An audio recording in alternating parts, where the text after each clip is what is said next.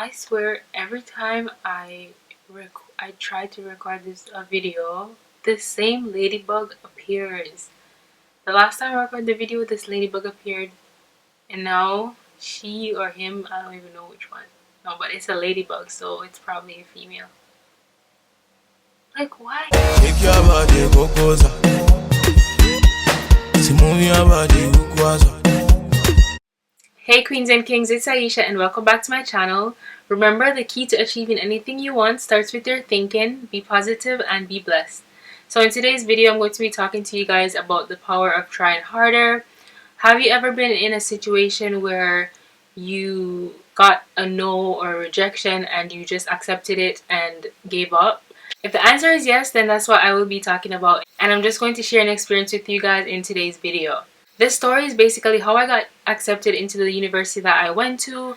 As most of you guys know, I was born in Jamaica and I went to school in Jamaica. I left Jamaica when I was 17 years old. High school ends at grade 11 and then you have the option to do grade 12. So I left after grade 11 and I came to Canada.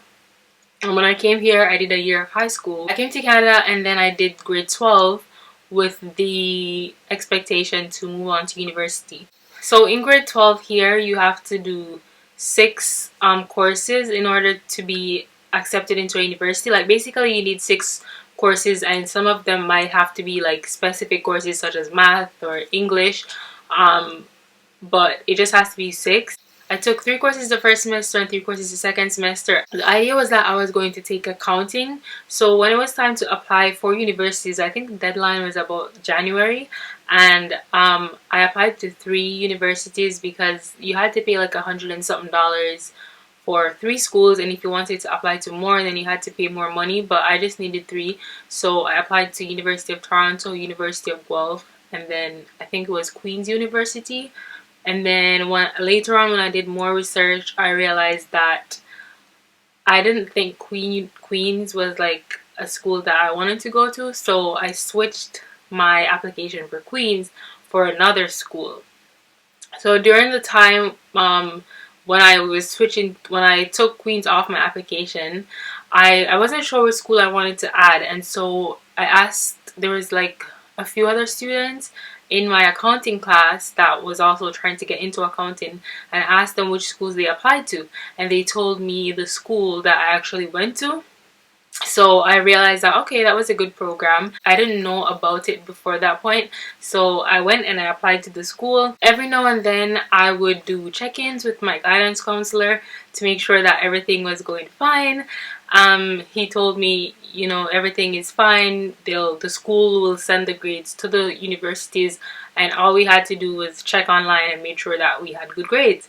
So the one thing I knew was that the way it works is that if you have grade 11 grades, you can get early acceptance into the universities. So you can start getting acceptance from like February or March, because the deadline in which you would know if you got accepted or rejected to a school would be in May. I think it was May 29th. So I knew that I wouldn't be getting any early acceptance because the school wasn't going to send my grade 11 grades to the universities, because I didn't have Canadian grade 11 grades basically, because I did that in Jamaica. So for the last school I applied to, which I don't even know if I want to say the school's name, I don't know if it really matters, but if you follow me on Snapchat, you probably know which school I went to. So I applied that school. I later found out that we had to do an entrance exam to get into it. So all the other schools just required grades, and this school required an entrance exam where we had to write 2 essays. I think we got like 2 hours to write 2 essays, and you had to go into the actual campus to do the essays. So in order to do those exams, you had to get accepted to do them. So basically you had to pass the first stage. I think it was about a month before the exam, which I think the exam was about March 13th. I know it was in early March, and about maybe a month before the exam, I started asking my other classmates in accounting, like, did you get your acceptance email yet? And I think 2 of them got it. I didn't get mine, but for some reason I wasn't worried. Like, for some reason I just thought, okay, mine's taking a little longer because I knew I had the grades. Like so how they do it is that your grades, the school will send your first semester midterm grades and then your final grade. Then for your second set of courses, they'll send your midterm grade and then they'll send your final grades. At that point, they already had my first semester final grades, which were only 3 courses. So it was accounting, it was a math course, and it was English. And those were above the averages that I needed to get into the school, even though at the end of the day, the average doesn't really matter if they have like a lot of students with great averages. Anyways, I just thought mine is just taking a little bit. I just thought mine was taking a bit longer, so I wasn't worrying. And then fast forward to maybe 3 weeks or a little less before the exam, I got an email saying that they're sorry, basically a typical rejection email saying that I wasn't accepted to do the exam, and that was it. So at that point, I just thought, if I keep looking there, I'm just looking out the window. I don't know why. I'm like looking at the trees. So at that point, I just thought they rejected me. Like there's nothing I can do. At that point, I still had 2 more schools that I had, like University of Toronto as a backup. But I really wanted to go to that school because, number one, it was far away. I wanted to go far away, and they had a good program, and their co-op was really good. So that's the school I wanted to go to. At the time, I think my mom was still living in Jamaica. At that point, I told my grandmother, I told my aunt, and I told my mom and stuff that like I got rejected to do the exams, even though my grades were good. And my aunt was like, no, you should call them. You should call them. So she said she was going to call them for me. So my aunt called them one day. I wasn't even there when she called them. She called the school and she asked them to talk to someone higher up, someone in a higher position. I'm not sure if it was like the program director or something like that, because that program it was kind of its own school. It was separated. It had its own rules than the other faculties, even though it was within one of the university faculties. So she called them and she told them, I think she told them that she was my mom and that like she wanted to basically find out what happened. So she spoke to the lady, and the lady explained to her that they didn't have enough grades for me in order to make the decision for me to come in to do the exam, because they only had 3 grades for me. And the other students had their grade 11 grades. But the thing is, I was never told to send my transcript in. So the lady told my aunt that I should call her and basically explain the situation to her. So I called her, I spoke to her, I told her that I was never told to send my transcript in, so I didn't know I had to do that because my guidance counselor told me that I didn't have to.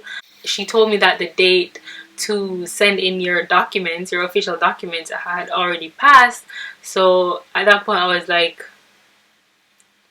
I don't know what to do. So anyways, I think my aunt, I don't know if it was my aunt or the lady, but they told me to, I think it was my aunt, she told me to go through all my emails that the school sent me and make like a Word document, put them all in it, and check to see if I ever got like an email saying send your transcript from Jamaica.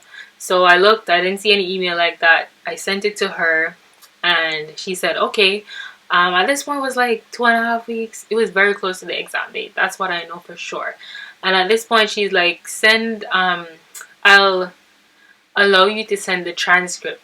So I told my mom in Jamaica to go to my high school and try to get my transcript. My mom went to my high school to try to get the transcript, and they told her that the earliest that we could get the transcript, that they could send it, was in 2 weeks. I don't know if it would be received by the school in 2 weeks, or if 2 weeks is the time when they would mail it out, but either way they said it was in 2 weeks, and by that time it would have been way too late, like as in the date for, either the date for the exam would have already passed, or the date for because there was a deadline that we had to pay $75 for the exam, which now I realize that they actually robbed us, because we paid just to go write on paper when we didn't even get lunch or anything. So like we could have gotten some free food, or something. The deadline was coming up in a few days to pay the $75 to take the exams. So I told the lady, and I told her that my high school said the transcript won't be there until such time. Then she was like, okay, like I'll allow you to pay for the exam and to take it, and then we'll wait for the transcript. And that was actually really good, because she could have easily said, oh, there's nothing I can do to help you, it's too late, we can't help you unless we have your transcript. Because so many times, even in simple things, you go to a store to buy something, whatever it is, and people always tell you, oh, I can't do anything to help you, I wish I could help you.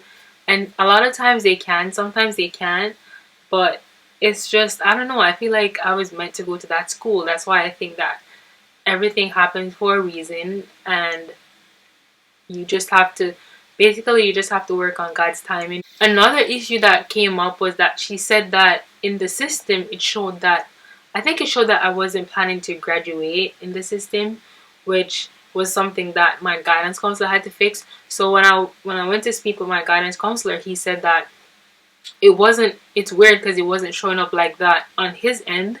So I think he had to email the school to confirm with them that yes, I was planning to graduate at the end of the year. So that got dealt with. They came for the exam. We took the bus, like I think it took 4 hours or something, over 4 hours. We took the bus. It was me and two of my other male classmates. We took the bus to take the exam.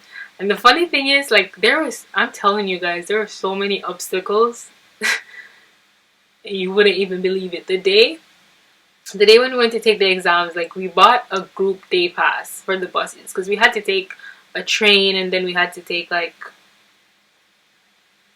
2 or 3 buses. I think we had to take 2 buses, a train and 2 buses.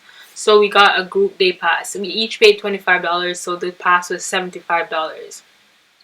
The moment we got on the first train, one of the guys that had the ticket, he couldn't find it. Like, we searched everywhere, he could not find it. It seemed like the moment he bought the ticket, while we were walking to the train, it fell or something.